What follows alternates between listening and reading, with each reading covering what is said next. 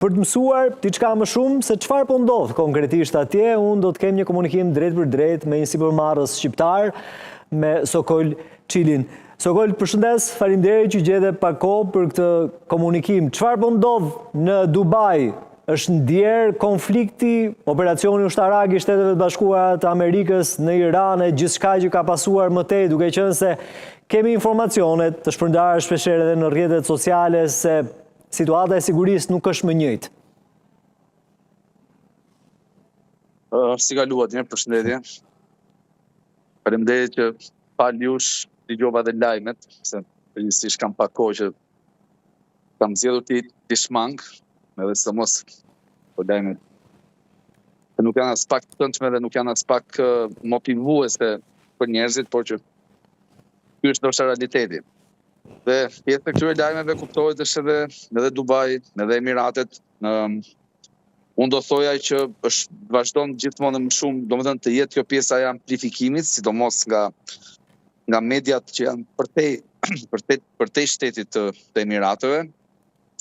Por mund të them që situata ka qenë shumë e qetë këtë periudhë. Po? Jeta ka filluar normalisht. Kuptohet, ka pak mungesë të turistëve, por që prap janë duke ardhur. Besoj që shumë shpejt edhe shkollat filluan ditën e hënë, trafiku filloi, kuptimi ka filluar si aktivitet. Është të shohim se do jetë në vazhdim. Besoj që do shkojë drejt normalitetit. Historia ka treguar që Emiratet dhe sidomos Dubai mbas çdo krize bën edhe më të fortë. Është një lloj shteti që ka një menaxhim perfekt, pa fjalë, vetëm vepra, dhe veprat i ka në të mirën e qytetarëve dhe në të mirën e rezidentëve, sidomos edhe të atyre që quhen miqtë e Emirateve, që janë kryesisht pjesa turistike dhe biznesmenët. Kështu që mund të them që situata ka qenë normale, përveç kuptohet këtij lloj anormaliteti, nuk mund të themi që ka qenë sipërpara. Por e ndjen përmirësimin, e ndjen edhe tek njerëzit, e ndjen edhe tek aktiviteti. Edhe këto qendrat kanë filluar, domethënë kanë aktivitet, kanë njerëz. Unë dje udhtova, domethënë momentalisht nuk jam në Dubai, dje udhtova jam në Zyri, duke zyrat kemi këtej në Zvicër, dhe avioni ishte plot, dhe duke folur duke bashkëbiletuar pak dhe me ato personelin e avionit, më thanë që ka filluar aktiviteti, kanë filluar dhe turistat, sidomos nga pjesa e Zvicrës dhe nga gjithë shtetet e tjera. Domethënë, sado që u lëkund ajo pjesa siç e tha dhe ju, e sigurisë, mendoj që menaxhimi që u bë, ku 95% të gjithë raketave apo dronëve u interceptuan dhe u kapën, dhe një pjesa tjetër kryesisht ranë nëpër zonat pabanuara apo në det, kjo jep vlerë asaj që ka qenë kryefjalë, që ka qenë siguria. Dhe mendoj që në çdo shtet evropian, nëse do kishte ndodhur një situatë e tillë, mendoj që menaxhimi do kishte qenë ndoshta jo aq i mirë.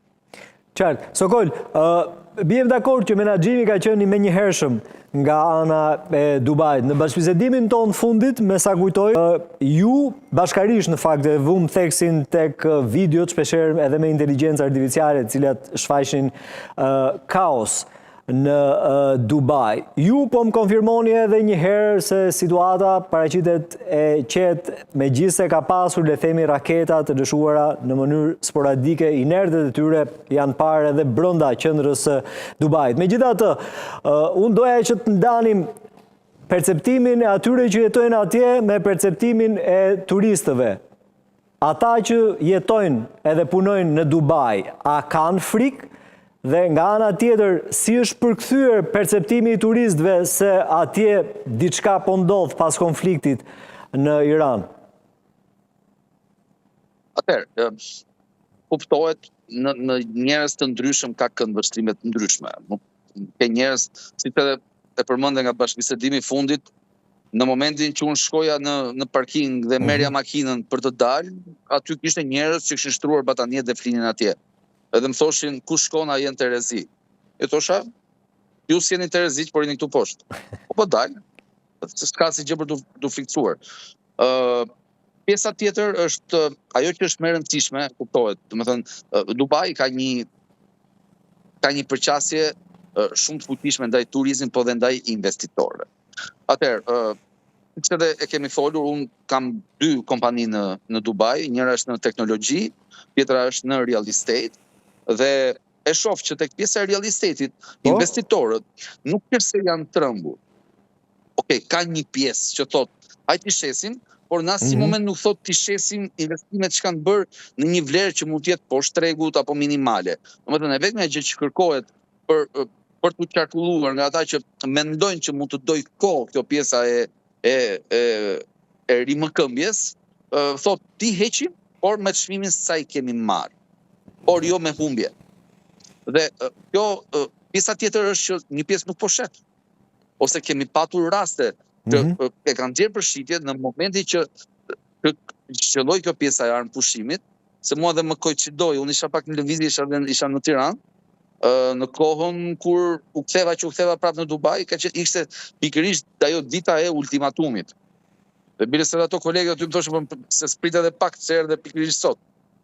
I thash, rini qetë, nuk ka qatë mbajdi në kuptime kësaj dallohet, nuk ka zhurmë, nuk është se ka shumë aksion në këto raste. Po të se për ndodh, nuk thot njeri gjë, qa ndodh dhe mbaron filmi. Por që megjithëse në gjithë situatën më të ngarkuar të sulmeve, prap njerëzit nuk po shisnin.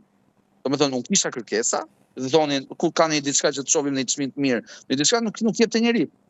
Kjo tregon betimi ndaj menaxhimit apo ndaj atij qyteti, apo ndaj atij shteti, është i madh.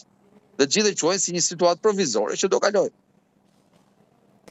Dhe pjesa e turistëve ka filluar po kthehen, kanë bërë oferta fantastike, domethënë, këto hotelet me pra, për këtë doja të pyesja, the Dubai gjithmonë rikthehet më i fort, i kanë ndezur motorët, cilët janë ingranazhet që po përdor, duke qenë se është një vend që le të themi mbahet përgjithsisht nga turizmi apo jo?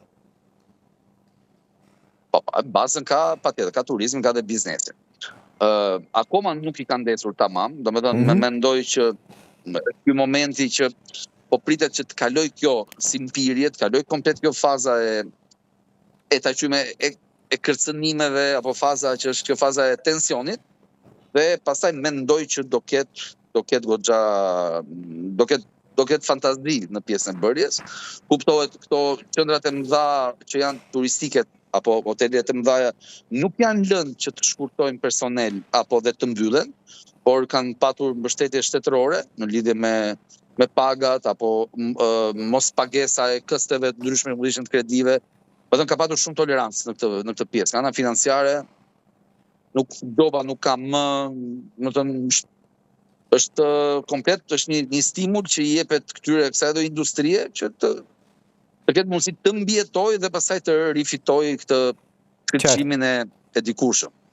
Gjithsesi, këto ofertat e këtyre që po thoya ishin fantastike, domethënë me 50-60 euro, hotele me 5 hyje, me të gjitha mëngjes, drek, darkë të paguara. Domethënë, kush ka ardhur, kush ka vajtur tash që ka qenë në Dubai në periudhë, ka bërë qef e ka shijuar tamam. Trafik s'ka patur, çdo shërbimi ka qenë maksimal, imagjinon. Pra ata që janë guximshëm le të përfitojnë nga ofertat.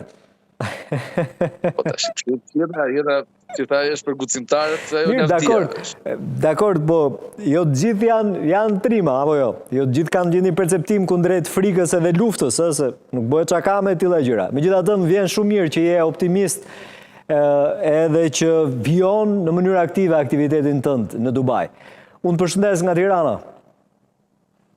Faleminderit dhe unë përshëndes nga Zyriu.